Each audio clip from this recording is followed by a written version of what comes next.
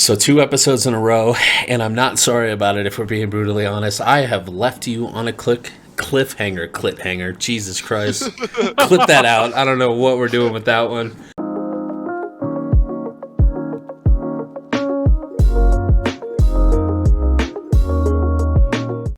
What's going on, everyone, and welcome back to the Best in Slot Radio podcast, a podcast focused on Final Fantasy XIV, its game design and features, as well as how it stacks up against other games on the market. As always, I'm DTG, one of your hosts. With me are going to be my boys Ez and Nox. Say hi, boys. Sup? Hi-ho. Left you on a cliffhanger, so let's recap where we left off.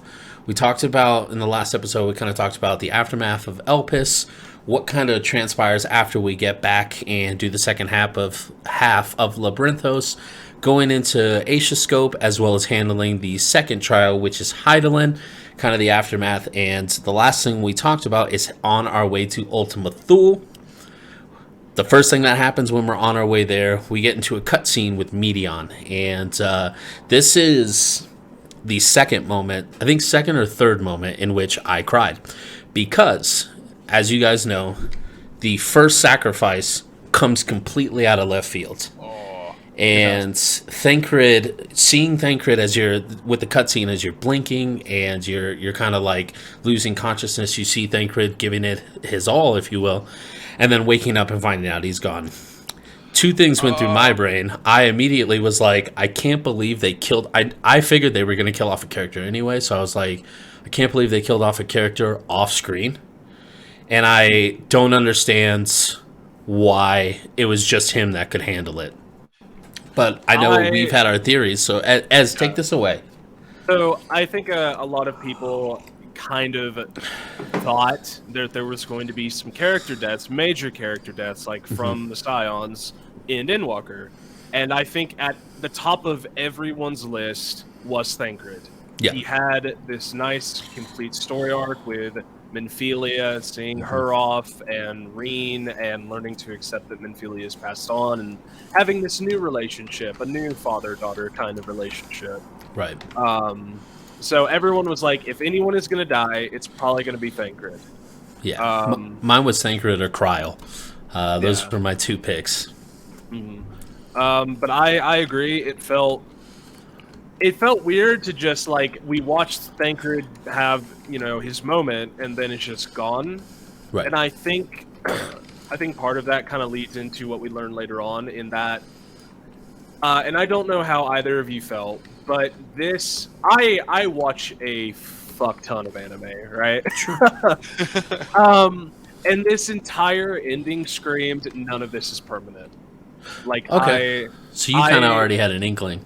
Yeah, I was like, this feels a little too anticlimactic, and if they were really going for it, it would have been way bigger than this. It would have been something like where he fought Ranjit.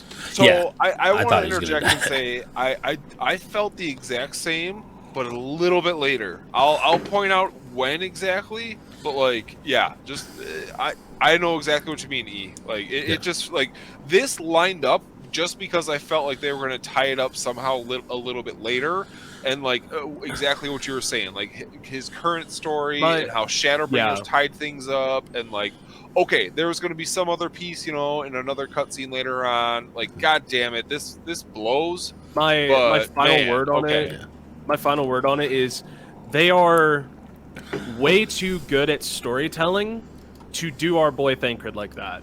If that was legitimately the way he died, especially when it's revealed that he's dead, quote unquote, with like hardly any reaction at all from the group, everyone would have been fucking furious. Yeah.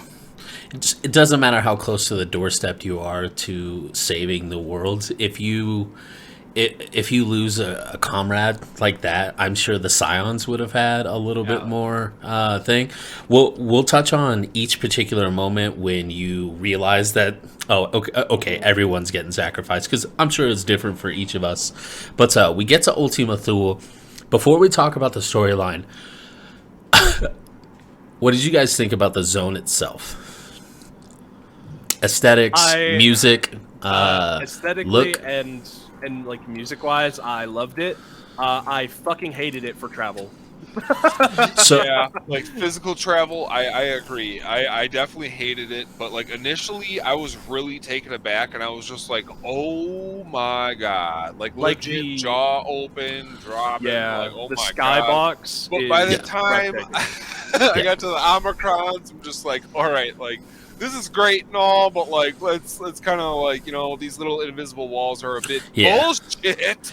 Yeah, so I appreciate the non physical world, the backgrounds more than I actually like the zone itself. I think it's astounding. I'm a huge space nerd. I absolutely love anything space. So that was breathtaking in a way because it's skyboxes, man. yeah, Dude, they could do anything they want, and what they did was beautiful. I agree with you though. The invisible walls by the time you get to the third area, if you will, Omicron, I immediately the second time I hit it, I go, this is going to happen through all this little area, and I need flying right now. I can't fucking handle this. Like, I was emotionally, viscerally angry because I was like, what the fuck is happening right now? You'd have, like, the smallest little step down, and it's like, nope, you got to go around. Fuck you. It's like, dude, what the shit? So, and then musically, this is my favorite music for any zone in the entire expansion. And one of my friends kind of fucking ruined it for me. He compared one of the final songs, and it's the one where the guys start singing. Yeah. Everyone knows it. I'm sorry I can't name it, but everyone fucking knows what I'm talking about when it gets to that point. But he was like, you know what? I hate that song. And I was like, how can you hate that song? And he's like, this is Christian rock. So? He's like, this is exactly what Christian rock sounds like. And I'm like, you know what? God fucking damn it. Next time you talk to that guy, you can tell him to go fuck himself and tell him Flyleaf is awesome. I don't give a fuck, dude. I don't care. It was great. Lamb of God. Lamb of God. Yeah. Like, yeah, they fucking. I don't care. For that matter, you know, it's the musical score, especially when the guy starts singing what you're doing. Like that's the end of the zone, so we'll talk about that in a little bit. But their way of tying in music to give you an emotional experience is. Bar none, some of the best I've ever experienced in video games. It's very much like a cohesive thing where everything works so well together. Yeah, they go together, which is great. So one thing I wanted to throw in there before we move on from the Thancred aspect is it was ruined. It was actually spoiled by a general chat when I actually. Oh, you didn't turn that off? You gotta turn that shit off, dude. Like, dude, all right. I did not buy into the turn off general, turn off all that. I told you. Until then, because everything was silent until then. When I got in there and it was just Thancred dies, everyone was spamming Thancred dies, Thancred dies, Thancred dies, and I'm just like, what is going on? I didn't know. Yeah. This is why you gotta do it, especially when you're that far behind. Yeah. So my mistake happened a little bit earlier. I was watching somebody start their experience right as I had gotten to the moon, and somebody in this guy's YouTube live stream chat said Zodiark's the first trial and we kill him, and I was like, this dude's fucking trolling, no way. Then obviously the moment happens, I'm like, I'm not touching the internet for a week. Fuck this shit. I turned off Twitter. I would not go on any like YouTube, fucking any of that shit. I turned off everyone's names and titles. I fucking turned off chat, and I no-lifed it. Yep, it's the right call. I've learned my mistake, especially as somebody who wanted to make sure this experience was as wholesome as possible. So, in retrospect, I'm glad it was as late as it was for me. Sure. But yeah, from that point forward, it was literally exactly that. Like, all right, ghosting, because I was avoiding all the spoiler posts on, our FF14. Yeah, 14 subreddit, yeah. And but from there, no. It was legit 100% ghost everything, FF14, digital and media, so, yeah. But also, like, just the dragon aspect was cool. I don't know how quickly you guys picked up on, like, oh, this is the dead dragon world. Yes. This is we're seeing like this is like what happened after whatever, like the Omicrons we eventually come to know them as, like left their world in ruin. So what I actually thought as you progress through the zone, we start with dragons, and during that I'm like, okay, so this is where what's his face Nidhogg came from, where where his homeworld would have been had they not migrated. I was like, okay, cool, like we're gonna get to explore this and all that. Then you get to the second part, it has nothing to do with dragons. We'll talk about that in a sec. And that's when I immediately was like, are these multiple worlds mashed together? Which In theory, it's kind of close, but that it doesn't line up 1-to-1 the way that I expected it to. It's the actual the way I build it in my head and see it is that it's the tangible fragments of each of those worlds, built to represent what's left of those in the actual core of the universe. You know? That's where I got when I finished the zone. That's where I got. So storyline. Dragons. Yeah, we gotta keep very interesting storyline. Probably it's tied for my favorite in this particular zone because there's essentially 3 different storylines in this. It's all linear, but it's also 3 different ones. So just kind of seeing it almost felt like as you could probably talk about this a little more, not to pick on you. It almost felt like the dragons got to a nihilistic point of view as well. I think that's exactly what the point of each 3 zones is. Yeah. It is a different take on nihilism. It is, yes. The dragons were like, we have been stuck in a war for almost the entirety of our lives. We are tired of war. We are tired of fighting. We know that, you told us that these dragons have made it to your world, so they continue to thrive. Right. But then they went immediately back into war. Yep. So no, we don't want to keep going. We're tired, and it's us as a party, as the Scion, saying, no, we're not giving up. Right. Yeah, and it's interesting because, obviously, dragons, Estinian, he does a little bit more... he's a little bit more hands-on for this particular portion of it than some of the Scions. And I find it very interesting that kind of I don't know if she was the brood mother, but the leader of this particular zone was just like, I fucking told you so is kind of the vibe I got, because she's like, we basically gave up because we didn't want to be at war anymore. Now you're telling us that the dragons did migrate, and we were right. They went back to war again, so... I mean, it makes us seem like, all right, we didn't do we did the right thing in this situation. But I don't know. I really liked that we had to essentially change their perspective in order to move on. Well, it comes to a head with Estinian saying, nah, man, fuck you. Yeah. Basically. He is very much a representation of not just dragons, but almost like an aspect of Nidhogg. So the only dragon that ever knew the turmoil of war and the longevity of it was the father of dragons on Atheris, Midgar Sormer. Midgar Sormer, yep. He brought the rest of them there as babies, as little eggs, and was trying to get away from it. Right. But like Nidhogg and all of them, they didn't fucking know that shit. Yep. And so Nidhogg was very much a representation of what dragons used to be. This pride and fury and rage, and Estinian is just a smaller version of that. Yeah. Absolutely. If we're as the Warrior of Light, like as a Dragoon, a counterpart to Midgar Sormer, Estinian is the counterpart to Nidhogg. Yeah. And I love that for him, because if we're going to mirror them, Nidhogg to Estinian proves not only to us, but to all dragon kind, that change is capable. And that's powerful. You could think of it as a dragon's pride with Nidhogg, but also like this tenacity to live and thrive. It's about survival.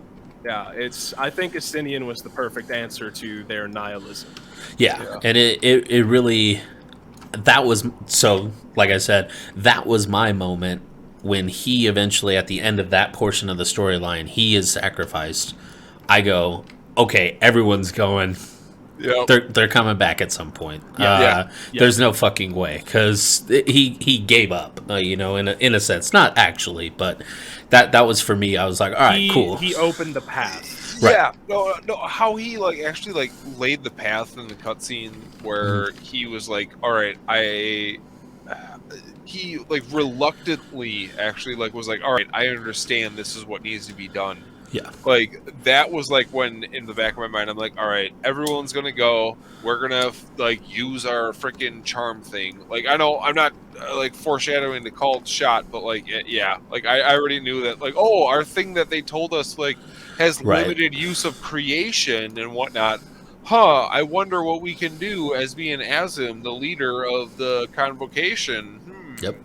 That seed was planted. That was foreshadowed. like that was planted for us, you know. Oh, absolutely. But yeah, no, that's exactly when I was like, yep, this is going to be good. And then kind of like laying out how each one went before it. Oh, right. Yeah, I mean, I feel like the biggest tip of the hand, and like this is how it's going to go down, was when Heidelin gave us a power as she passed, saying, "Hey, you can reform people's ether one time." One time. Right. Or well, like a limited number of times, because it happens 2 times. But like the point is that she gives us that, and it's like the smoking gun in any storyline. You do not talk about this shit like they do with the little Aether controllers, right? Unless it is going to be important for some reason. But they're also smart enough in a way that they tell you directly what it's about.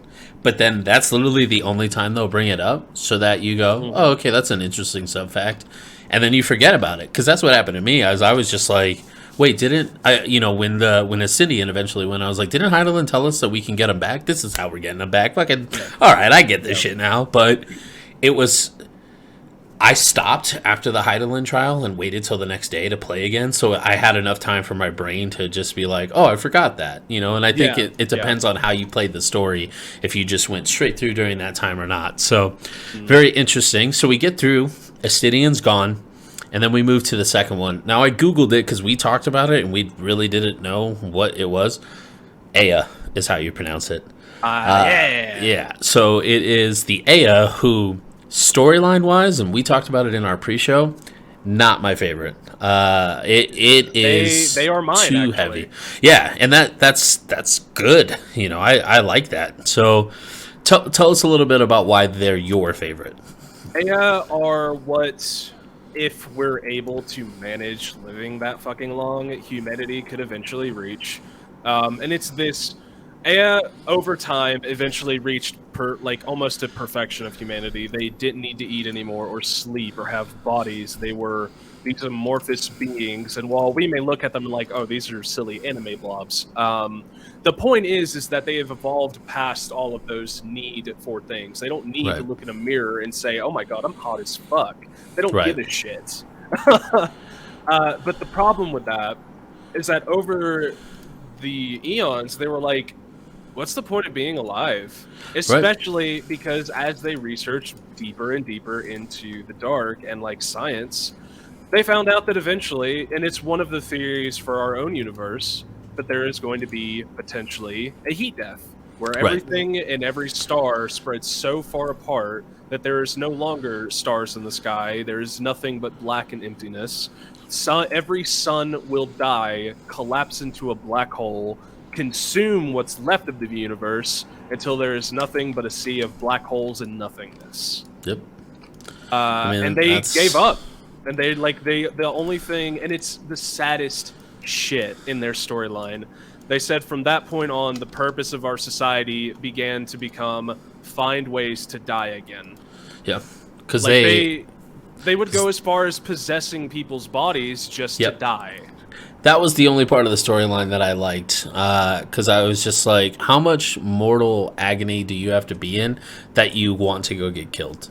You know, I was like, in my head, you know, it's like, holy shit, like, it's so bad that you want to go die? That's pretty fucked. That's not great, to say the least. But I gotta say, the models of the Aya are fantastic. One of my favorites by far. It's just a little squishies, them constantly moving and reforming and whatnot was hysterical to me. It's the only thing that really kept me engaged during that time, which especially the corrupted or enraged, if you will. Yeah. You know, oh, dude, with the little head bouncing off and like still looking at you and shaking and shit. It was hysterical to me. It had me like, I was just like, oh my god, these are the little cute ones. This is what people want minions for.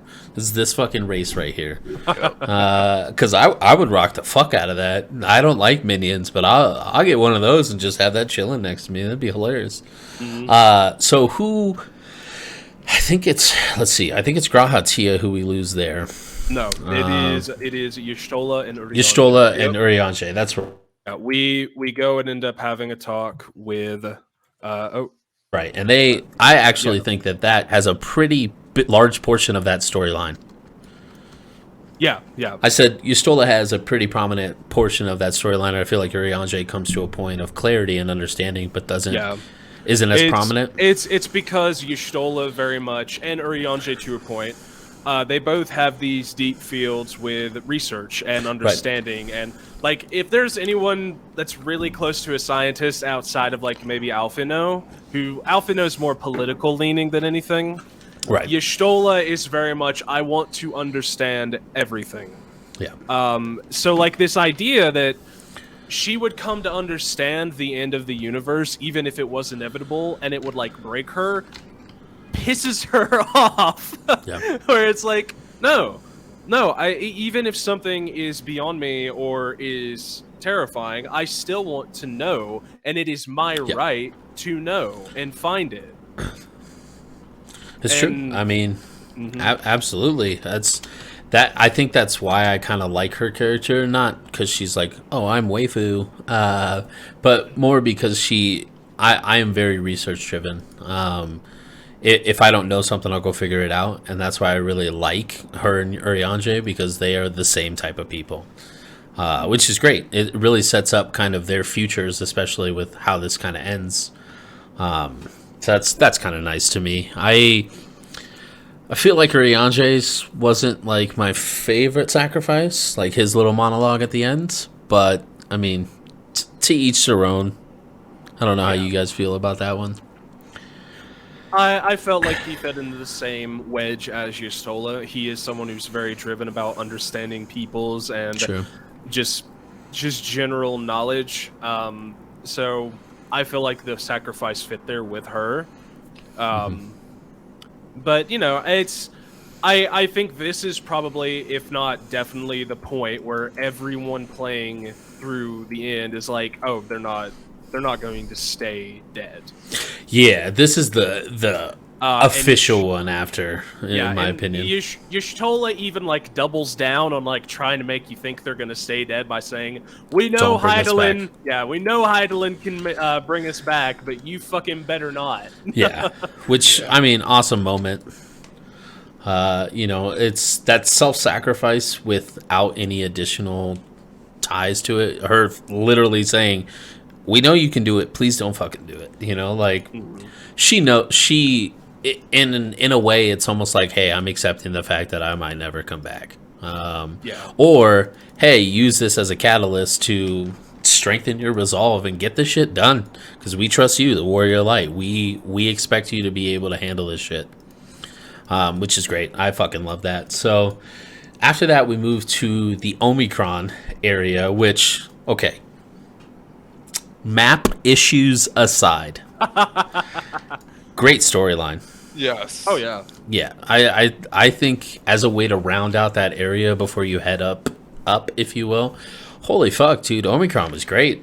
I'm just gonna throw it out there, like the way, like after even getting just the Aethernet currents, you know, like I felt like it was kind of like we converted Skynet. Like, we realized that it's like, holy shit, these are far superior, because when you look at their build aspects and whatnot, these are obviously where Omega comes from, and we know what Omega is capable of. Let's not even start there. Yeah. And then, like, I forget the actual one's name. Let me look at my notes. M017. Oh, dude. The free thinker. Yes, he is the Sir in the Dr. Oz charade. And, man, is it great. Like, seeing his evolution to be like, oh my, it's okay for me to actually have these type of free thinking and emotional aspects towards my people and myself. Like, I don't know. It was, well, obviously not, verbatim, but paraphrasing based on, the actual side quest. But, yeah, like, it was great. It was seriously great. My favorite aspect of, like, the whole final zone of Ultima Thule, the third. Yeah, it's, it really, the lightning strike that happens over there, revealing their true identity as a portion of a shared intelligence with Stigma 1. And getting the Omicrons to determine the optimal path to achieve their prime function. I think it's very interesting to see kind of the automation that's going on there. As you kind of traverse that small area and figure out these dudes are literally robots. Like, there's no free thinkers until you find out about M-017. So with that in mind, it's very interesting to see that we were able to persuade against that and actually allow AI, in a sense, to be cognizant, which is a terrifying thing because we are getting close in our own lives to that being a thing. I think my favorite aspect of it is you don't so much get this with the remaining very almost dead dragons or the Aya, but with the Omicrons, you have almost an inclination of like, yeah, they might show up as a race again. Yeah. I wouldn't be surprised because when you hear about their story, what they were set out to do and how determined they were and where they got to before finally not finishing, because we know that they didn't finish, but hitting their endpoint, if you will. Yeah. Shit's crazy. Like their influence over, I don't know that we call it a galaxy but the world, if you will, because we're just one star. Yeah. In a sea of stars, if you will. We don't know how large their influence is. Does Omega make a way back in a future expansion? Who fucking knows? It's very plausible. There is a chance for that to happen. So it's really interesting to see that story arc kind of develop a little bit. And then this is the moment where we clear that up, and all of a sudden it's like, all right, we've got Graha and the twins left. That's it. And we kind of help M017 reach their goal, if you will. And I think we lose Graha then. Yep. I think that was when Graha has his moment, like, okay, I get it now. And then, so we head up, and it comes to the like walk up, the music changes as we talked about a little bit, and we get to that empty cafe. All of the Graha fans, how you just kind of like brushed over his sacrifice, are going to be real pissed. I mean, he's my bro. Like, I love Graha, but also, like, it comes so late after the other one's already sacrificed. Right. Not only that, but like, he just naturally feels less connected than any of the other Scions. I disagree. I'm not saying he's any less weighty. I think like, he even has knowing of his past, and like yeah. I don't know. I think his connection to his sacrifice is that he, just like MT07, is a leader. He was a leader for a very long time, and he has this connection of like trying to make him understand, like, you can lead your people to a better future. You don't need to give up like this and let them all break and fall apart and die. Well, especially since he has such firsthand experience with that, with what happened in Northrend and in Shadowbringers. His whole ideal was to counter the civilization-ending despair that was going on with the Omicrons. Yeah, the nihilism, exactly. And you're right. I'm sorry that I glossed over it. It's very interesting that even though they reached a potential of so powerful, the Omicron still just didn't feel like they succeeded in their goals. And that's a life lesson. It's like, just because you have an end destination, even if you get there, that's not the end. Like, there's plenty more out there. There's no reason to stop. You just find something new to go after. Exactly. And that's it. You're right. It was pretty powerful. I love that guy. Catboys. I mean, he spent, like, I don't think he spent as long trying to fight nihilism as, like, the Omicrons were. Sure. But he did spend 100 years. Like, that was his main thing. Like, they were stuck in a very tiny, always sunny in Philadelphia fragment of, like it perma-light for 100 fucking years. And he had to fight nihilism off with his people, and he did. So I thought, just like with Estinian, it was a really good match to their nihilism. I think of the three, Yasholas and Urianges felt like the weakest. Absolutely. They all felt like there was a proper purpose. Yeah, they felt proper for sure. But I agree. I think Yasholas and Urianges were definitely the weakest. And let's not get sidetracked. Always Sunny. If Graha has a cat, I'm thinking about getting the second cat. You got a cat in the wall? I'll get that other cat. Let's do that. Oh yeah, no, we'll get 3 cats. For all the Sunny fans, you know exactly who the fuck I'm talking about. All right, so we start heading up. we get to the empty cafe, and that to me was extremely ominous. Just because it kind of showed like there was this weird sense of failure almost, like, hey, we started this but it never came to fruition, which was very against very on par with the entirety of the zone. All of them had missions, all of them had things they wanted to achieve. They realized they couldn't get there without struggle, so they gave up. And it felt the exact same way when we got there, especially with the presence of Medion being in that particular area. I feel like this was a great Twins growth moment. I don't know about you guys. Yeah, I felt like it was very much, especially for the Hydaelyn Zodiac arc of the past, 10 years, it felt like a very, very good conclusion to that. Yeah. Because for the very first time, very realistically, it was not us trying to help like them reach a thing necessarily. It was them giving us the last push to the end. Yeah.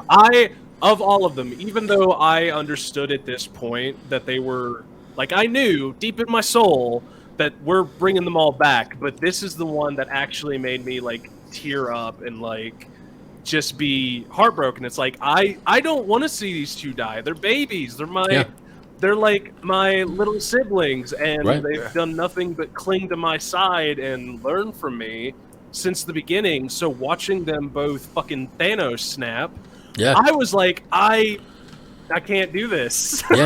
No, it's a powerful moment because what happens right before that, they together. I think that is such a great little storyline. Is the twins, however different that they are, they're always in this together.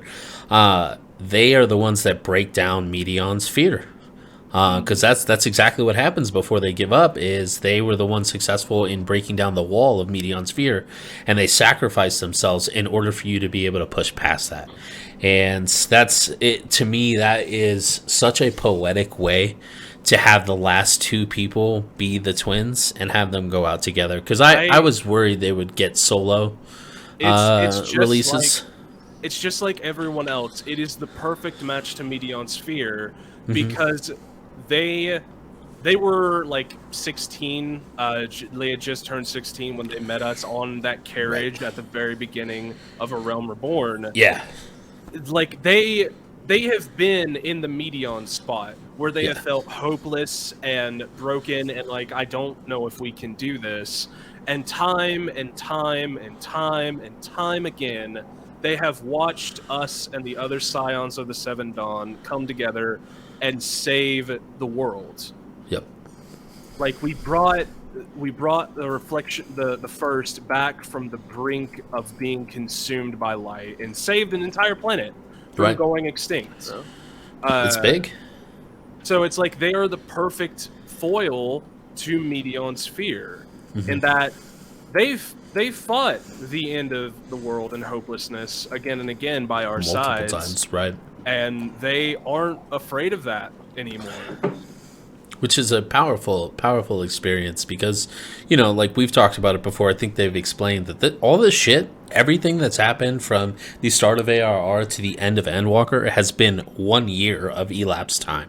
Like, that's a lot of shit to go through in 1 year. You know, like, that's a huge... If you can compress your own personal life and how much growth you go through in your 20s... and put that into a year, because that's essentially kind of what happened to them, you know? Like, they had to grow up. 5 apocalyptic, events across the world. It's fucking nuts. In the manner of, 12 months. Yeah, and that's what's crazy. So, to move us along, they break down that wall. We start heading our way up, trying to reach Medion's nest. And, she blocks our way. She says there's no way up. You can't hope to deliver you into, or she can deliver us into happiness by killing us, is essentially what she says. We start to feel some despair, or at least that's how it's broadcast is in game. And that's when we get the crystal starts shining. And all of a sudden you hear voices, which is great that's how they came in.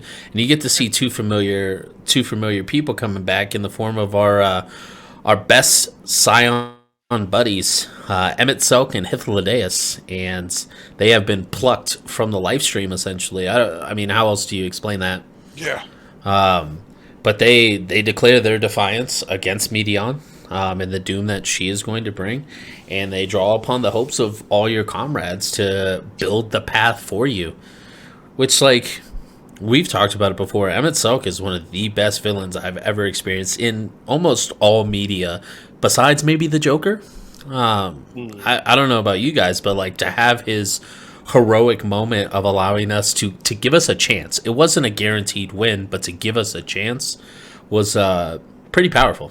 Well, the entire build-up to the Emmett Silk Hythlodaeus reveal was not just, us going up this path that the twins made for us, but also like these echoes of our past heroics and people that have been with us throughout the entire storyline.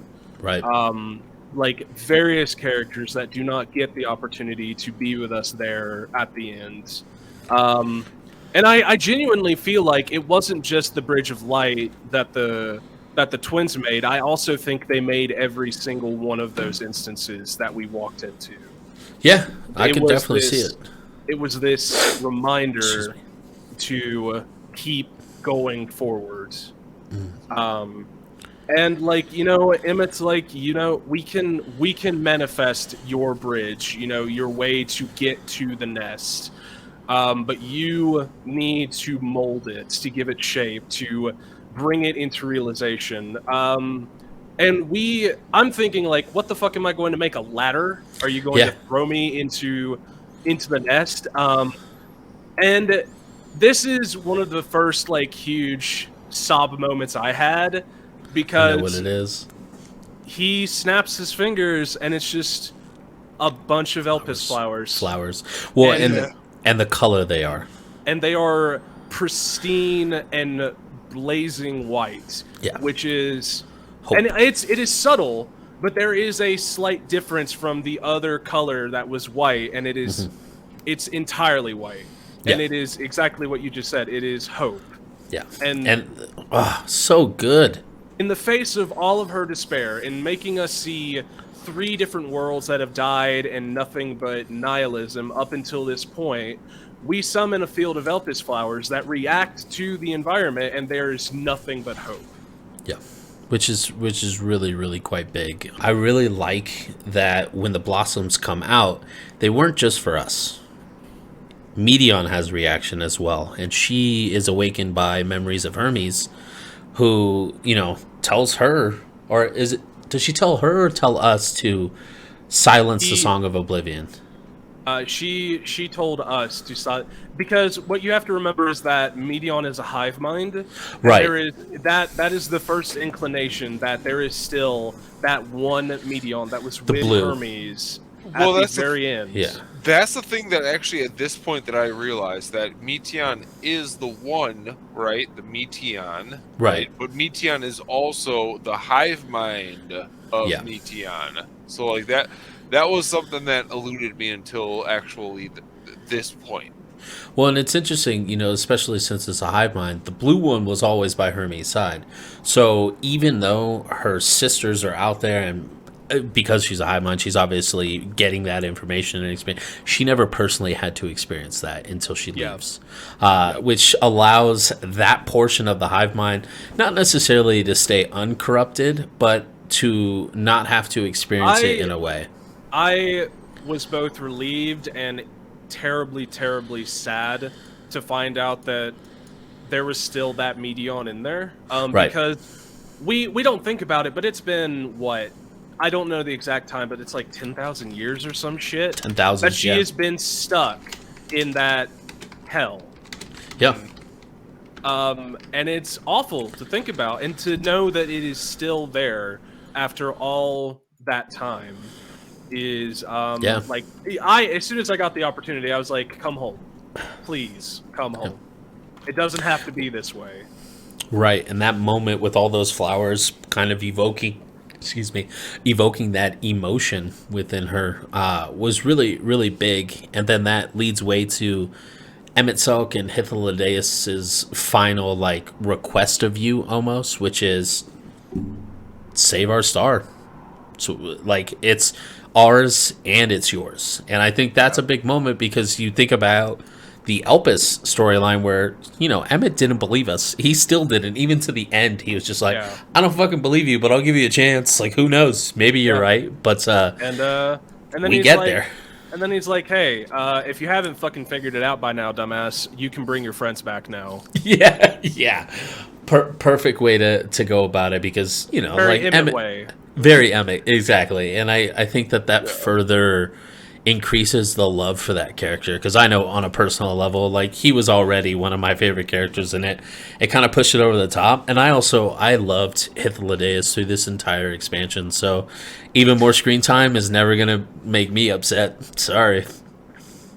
But so we get towards the end. This is now, we have a way to the nest. And now, obviously, Emmett has told us, hey, bring your comrades back. We do bring them back, even though you stole us, kind of like, I fucking told you not to, but hey, we're here, we might as well help you. So we head up, we get to, it starts with Endays, right? Endays comes first? It is Endays, yes. Yeah, so we move into that dungeon, and it's more of the same. So if we can think of Ultima Thule as a representation of these microcosms where here's an end of the world scenario, here's an end of the world scenario, End of Days is just more of that. Here it's like, here is another flash of the end of a world and another flash of the end of a world.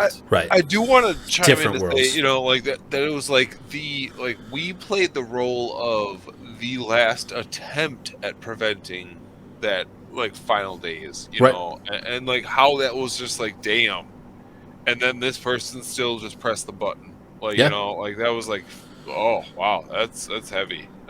Yeah, absolutely. And it's, you know, we go through that dungeon and we see three, like Ed said, three different iterations of essentially the ending of different worlds. And you know, if we're just going to talk about the story right now for that, it's great. I really like when we get towards the end of the dungeon, they realize when Medion says a line, it's like, she gets to it, and when they ask yourself, or when it was time to ask why we keep doing it, there was no one left to ask, or something along that line. Mm-hmm. And that's a powerful line. That's a that was the end of the second boss fight where the dude pressed the button and nuked half of the planet. Yeah. Which is wild as fuck. But it's a great line. And I believe the NPC's like last sign was like, "Wow," or not "Wow," but like, "I did it. I finally did it," or something like that. Like, oh man. Yeah, I killed the guy at the end. He's like, "I killed him," and he's super excited. And then he's like, I killed them all. I killed them like all. the sudden realization in the way of you just wiped out, like. I cannot imagine. I cannot imagine. The gravity of the situation is pretty fucked. It is very much a Jurassic Park moment of you didn't stop long enough to think you should. Yeah. Yep, exactly. Yeah. And that's a big portion of that whole experience. Is like you didn't even think about it. So let's talk about the dungeon itself. So there's three areas. When it comes to bosses, the first area is we kind of fight through. We get that like glob monster-ish guy, which like that is my least favorite boss because people don't understand that there's a doom mechanic attached to getting hit by anything. And it's not that Asuna is difficult as a healer, it's just something else I gotta deal with, and was not a fan, especially during the initial prog. Obviously people have been around long enough. I don't see first timer bonuses too much in that particular dungeon anymore. But very frustrating when I first got to it, I'm not even gonna lie. It definitely feels like of all of the dungeons, it is the most difficult one, and ironically where the final boss feels like the easiest. Absolutely. So the first boss, like, super annoying. The second boss, I think his name is Peacekeeper, and that's that huge Magitech. I don't think it's Magitech particularly. It's just a robot. It's a robot. Yeah, it's an automated robot. And Personally, I really like the fight. Its design and its mechanics, I think, are really good. But I also think because there's such a small margin for error in that, a lot of people fuck up. And it was, again, during that first week and a half, 2 weeks, especially since it's attached to Expert Roulette, very, very frustrating dungeon. That was the dungeon where I was just like, this fucking one again. You know, just so annoying. I would do the other two in a heartbeat at 90. Mm-hmm. But final boss is Ra-La, I believe is how you pronounce it. I really liked her as a end boss, especially with kind of the implications you get at the final cutscene right before you're about to move into End Singer. Yeah. Really, really, really quite nice. So I'm a big fan. I did it with the trust, so I did not have to pull out my hair like you guys did. Smart. Yeah, like nice. I will keep going. I'll harp on about it as much as I can, but I do not understand people's hatred of trusts. It makes every dungeon and whatever else easy mode. Yeah, it's a little bit more time. I have grown to like them a little bit more. I think the AI is definitely noticeably better this expansion. Yeah. I also like that if you're not playing tank, you can manipulate it a little bit and go pull mobs. And for the most part, unless you pull like a ridiculous amount and your tank doesn't pick it up, they'll pick it up and you won't die. Like it's not difficult at all. And if you're learning mechanics, they 90% of the time, I won't say 100 because a couple of times on that fucking Heidelin trial, they did not go to the right spot. But they, for the most part, they go to the right spot. So you just follow their lead and you're pretty much golden. Mm-hmm. Yeah. I mean, I think I'll do it more next expansion, to be honest. I think it's furthering this is unironic, it's furthering my trust in the trust system.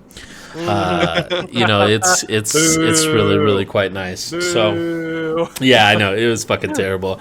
You know what the worst part of that comment is, though? Oh God, that's where we're ending the podcast. All right, that is going to be it for this episode. Unfortunately, time constraints have hurt us. However, we're going to record the next episode pretty quickly and get it up, not on our normal rotation, so you'll be able to hear the ending. We're going to talk about the Endsinger raid, the fight with Xenos, and kind of the aftermath, and speculate about what happens next. So I'm really excited about that. Any final thoughts for the current one, guys? Knox, why don't you start if you got anything? I really think that Garlemald is going to have a lot bigger impact in the future than a lot of people may give it credit for. Sure. All right. That's a not too off kilter. I definitely think that there is a portion of the patch content upcoming that is going to be focused there. So, Ez, any final thoughts? I very much enjoyed Ultima Thule and In Days. It felt like a perfect representation of let us throw as many world-ending scenarios and as much nihilism at you as we can, and despite all of it, I don't know about you boys, but I was like, we got this. Yeah, we've got this. Yeah. When we summoned our boys back, when the squad came back, that was the moment where I was like, we can do this. Yeah, we can fucking do this. So, and to close out, I would just like to say, people who are complaining that healing on Sage is difficult and the expert roulettes are liars. All right. Thank you so much for listening. We will dissect that more in a later episode. Is that because you just play with warriors or like? No, I can manage anybody now, and I realize that a lot of people don't use their full toolkit because I've been playing DPS as well. So what? No. We have buttons we're supposed to press. Hot take. But here's the thing: I'm not saying that they're bad players. They just don't use their entire toolkit to make them better players. That's my way to not get banned for a day. Alrighty, folks. Thank you so much from all of us here at Best in Slot Radio. That's going to be the end of this episode. As always, I'm DTG. I'm Ez.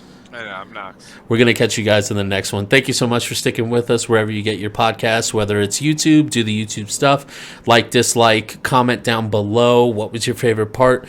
Once we get to enough subscribers, you can start clipping it if you're watching this on YouTube. So we'll get there, guys. And gals, excuse me. We will get there. But until next time, take care.